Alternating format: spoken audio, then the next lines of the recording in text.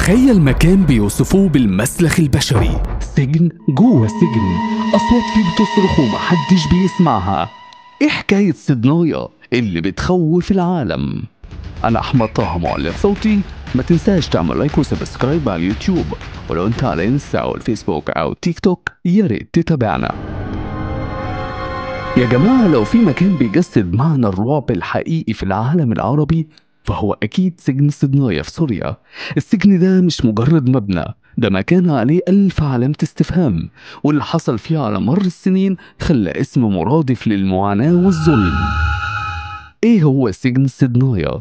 سيدنايا سجن عسكري بيقع شمال دمشق، اتبنى سنة 87، وكان المفروض يكون للأسرى والمجرمين الخطيرين، بس الحقيقة إن النظام هناك استخدمه لقمع أي حد يعرضه بأي طريقة كانت.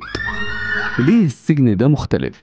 اللي بيميز سيدنايا هو إنه بقى مكان للتعذيب والاختفاء القسري. تقارير كتير بتتكلم عن آلاف السجناء اللي ماتوا هناك من غير حتى ما يتعرضوا لمحاكمة عادلة. تخيل إن في شهادات عن استخدام طرق تعذيب بتخليك مش بس تفقد الأمل، لأ، تفقد إنسانيتك كمان. المسلخ البشري، عارف ليه بيسموه كده؟ لأن في شهادات عن إعدامات جماعية بتحصل يوميا في السر، جثث بتتراكم، وأهالي السجناء مش عارفين أي حاجة عن أحبتهم، ولا حتى إذا كانوا عايشين ولا لأ. سجن صدنايا مش مجرد مكان، ده رمز لكل معاني القهر والظلم في العالم، واللي حصل فيه لسه بيطرح أسئلة.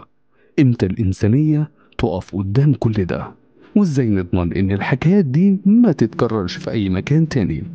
لو القصة دي أثرت فيك شارك الفيديو علشان يوصل لأكبر عدد من الناس. كان معكم فيس اوفر أحمد طه، ما تنساش تعمل لايك وشير. شكرا.